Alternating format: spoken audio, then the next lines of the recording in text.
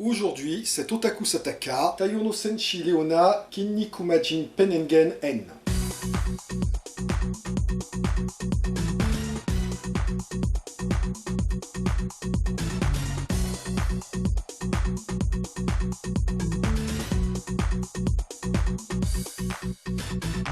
Minasan konnichiwa, perfectigium des. Après une courte interruption, nous retrouvons les aventures de la guerrière solaire Leona. Un petit résumé pour ceux qui auraient raté les précédentes. Leona met en scène Yui, une institutrice qui est en réalité Leona, une extraterrestre à super pouvoir vieille de plusieurs siècles. Inspirée à la fois de Supergirl et d'Andro Kamen, qui était la première super-héroïne live japonaise, Leona n'aurait dû être au départ qu'une héroïne à usage unique que, comme Zen Pictures en faisait à l'époque. Mais elle allait revenir dans d'autres aventures où une formule allait se mettre progressivement en place, en mettant en place un méchant récurrent, Garunte, qui à chaque épisode allait corrompre un terrien victime d'une injustice ou de ce qu'il prenait pour une injustice, et en faire un monstre à son service, chargé d'éliminer Leona, qui finissait par le ramener à la raison et lui rendre son apparence initiale au terme d'un rude combat.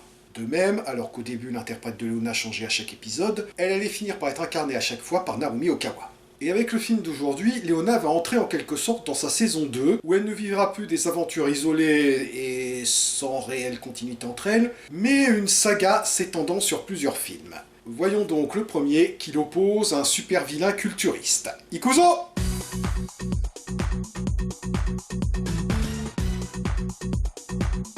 On commence par le générique classique qui montre Leona affronter les sbires et prendre la pause pendant que Sanpei fait le con. Et le début est tout aussi classique. Des sbires de Garunte agressent un kidam, Makoto, qui est sauvé par l'intervention de Leona. Et vu à quel point elle transpire dans sa combi, ce n'est pas son premier combat de la journée. Bah c'est Leona, t'as pas vu les films précédents? Makoto n'a aucune idée de pourquoi les sbires l'ont attaqué, ils ont juste dit que c'était à cause de son père, le catcheur Hustle Goto. Comme Sanpei est dans la classe de Makoto, tout comme il était autrefois dans celle de son père, ok, j'ai déjà fait la blague comme quoi ce serait bien qu'il aille son bac avant d'avoir l'âge de la retraite, mais là je crois que c'est encore plus urgent qu'il est avant de mourir de vieillesse. Elle l'interroge sous son identité secrète, Autant dans les premiers films, elle faisait un peu d'effort en mettant les lunettes de Clark Kent, mais là maintenant, je veux dire, comment ça se fait que personne, absolument personne, ne se rend compte qu'elle a exactement la même tête que Leona? Ah évidemment, si personne regarde sa tête... C'est l'occasion pour elle de découvrir qu'il est harcelé par deux de ses camarades de classe, qui ont eux aussi pas mal redoublé j'ai l'impression, et qui vont être les nouveaux personnages récurrents de la série. Car oui, on ne verra plus les jeunes élèves de Leona. Comme je l'avais expliqué la dernière fois, c'est en grande partie parce que l'inconvénient de prendre des personnages enfants, c'est qu'ils vieillissent d'année en année, et comme Leona, il n'y a que 2 épisodes par an, bah au bout d'un moment, on se retrouve avec des élèves qui ont l'âge de Sanpei. Donc... soit on les remplace au fur et à mesure, soit on arrête de les montrer, ou soit, comme ils font dans les productions porno de la maison mère, où ils n'ont pas le droit de mettre des vrais enfants, on leur met des masques traumatisants. On dirait les médecins qui lobotomisent le héros à la fin de Brésil. Spoiler. Bon, à part ça, je sais ce que vous vous dites. Ah, Leona va aborder un problème de société très important au Japon, à savoir celui du harcèlement scolaire. Non, on en reparlera plus ensuite. Grâce à Sanpei, Leona peut rencontrer le père de Makoto et apprend qu'il avait autrefois été engagé par Garunte au sein de l'Antre du Dragon, une organisation de catcheurs maléfiques qu'il avait évidemment quitté en découvrant leur véritable nature. En s'en prenant à son fils, Garunte veut l'obliger à revenir ou le punir pour sa défection. Leona et Sanpei assistent ensuite à un de ses combats, durant lequel son adversaire essaie clairement de le tuer. Et on peut même pas l'accuser de cacher quelque chose dans son gant vu qu'il porte pas de gants. Leona intervient et prend rapidement l'avantage.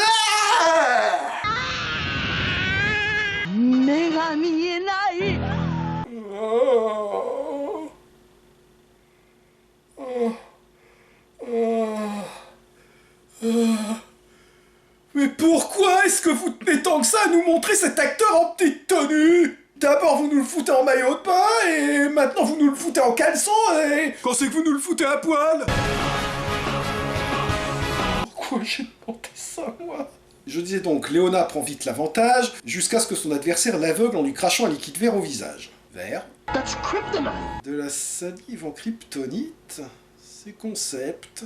Mais elle se ressaisit et le met KO avant de lancer un défi à Garunte en jurant d'anéantir l'Antre du Dragon. Ce qui ne plaît pas du tout à une agente de Garunte qui a assisté au match. Nous retrouvons ensuite son adversaire en compagnie de...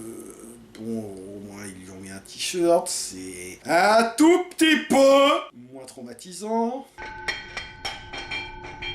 Visiblement il est sonné celui-là, il a dû faire un combat de trop. Ah, donc c'est sa façon à lui de dire qu'il a faim, ok. Ça a pas forcément du sens, mais bon... Garunte prend alors le contrôle du type pour s'adresser au catcheur, alors que jusqu'à présent il faisait ça par l'intermédiaire de poupées.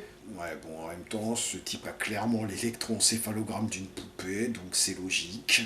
Donc le coup classique, il propose de faire de lui un monstre pour qu'il se venge de Leona. Le transformant ainsi en Pain and Gain, ce qu'on pourrait traduire par douleur et gain, qui est une référence à l'expression anglaise No pain, no gain, pas de douleur, pas de gain, qui est l'équivalent de notre il faut souffrir pour être beau. Leona est mise en défi de le vaincre, en échange de quoi le père de Makoto sera libéré de ses obligations envers Garunte. Et elle ne se laisse pas démonter par la nouvelle carrure de son adversaire qui ferait passer Schwarzenegger pour un squelette de cours d'anatomie. Sauf que cette fois, c'est lui qui lui met une raclée, tout en faisant des pauses pour prendre des pauses.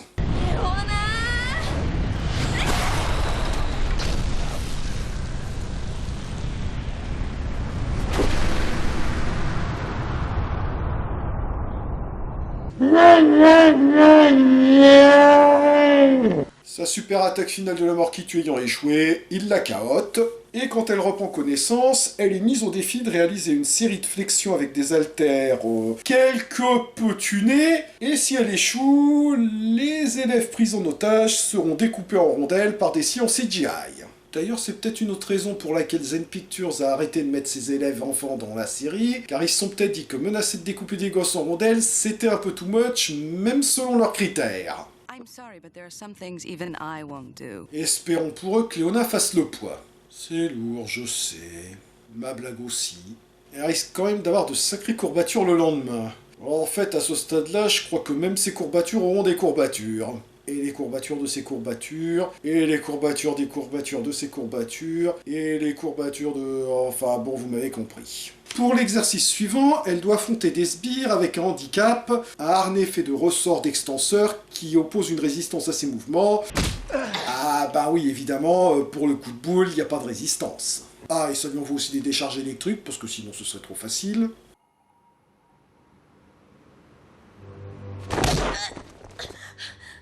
Ouais, le service réveil de Pain and Gain laisse quand même à désirer. D'ailleurs, maintenant que j'y pense, on l'a pas vu perdre connaissance, donc je suppose qu'elle faisait la sieste. Et c'est un nouveau match opposant Leona à Pain and Gain, un match qui se déroule encore plus mal pour elle que le précédent, et où Pain and Gain fait une pause pour faire de l'haltérophilie. C'est quoi ce délire ? Ah non, ce sont des armes en fait, et c'est bien pratique, car avec ça, il peut tabasser Leona tout en faisant une séance de muscu. Ok, donc normalement, là, c'est le moment où Sanpei va arriver à la rescousse. Effectivement, Sanpei amène le père de Makoto pour aider Leona.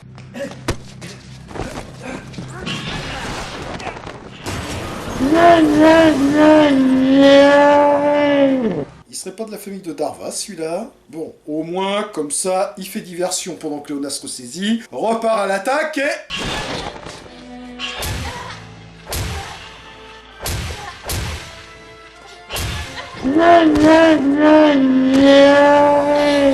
Bon, ben... ça valait le coup de tenter. Ah, il a un bug, probablement dû à un défaut de construction. Du coup, Leona repart à la charge et... Ah, décidément, il nous fait une Pink Fury, là. Je devrais peut-être commencer à rédiger la nécro. Bon, elle repart à l'assaut. Enfin... c'est surtout elle qui se fait assaillir, mais bon... Et Pain and Gain lui explose à la tronche. Et le film se termine sur Sanpei se demandant si elle est morte. Korede Owarida, rassurez-vous, elle va s'en mettre, vu qu'à l'heure où j'enregistre cette vidéo, elle a encore 4 autres films, plus un 5e qui est en cours de préparation. N'empêche, dire qu'il lui aurait suffi d'attendre que son adversaire explose tout seul comme un grand pour gagner, du coup sa mort a un petit côté Darwin Award.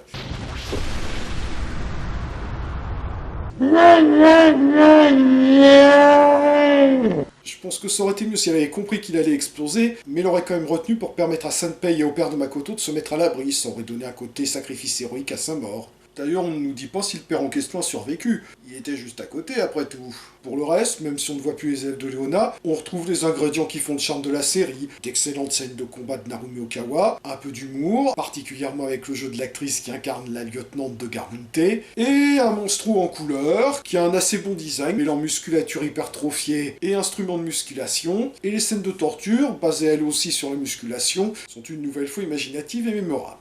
Et pour une fois, le film ne se termine pas par la victoire de Léona, mais par un cliffhanger qui donne envie de voir la suite pour savoir comment elle va s'en remettre. Merci d'avoir regardé cette vidéo, si elle vous a plu, merci de la partager, de la pouce vériser et éventuellement de soutenir la chaîne par un don sur mon compte Tipeee ou gratuitement en visionnant des clips grâce à leur fonction Tipeee. Et je vous rappelle que vous pouvez retrouver mes critiques de séries sur Tokuona où je parle de Robocop, la série de 1994 faisant suite au film culte de Paul Verhoeven, et mes critiques de bande dessinée sur Casse Critique où je parle de Singlass, une brève tentative de space opéra à la française au début des années 80 sur fond de samouraï du futur et de voyage dans le temps. J'allais.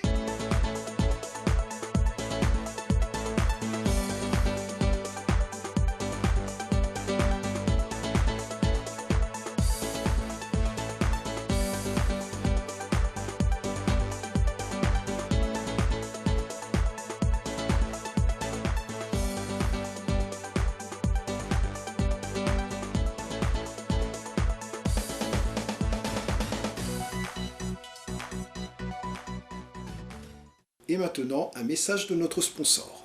Vous aussi, vous voudriez avoir cette musculature de rêve, mais vous n'avez pas le temps de faire de l'exercice? Eh bien pas de problème, il vous suffit d'acquérir nos haltères téléphones qui vous permettront de développer votre musculature tout en téléphonant. Et si vous commandez tout de suite, vous recevrez en prime notre modèle de luxe.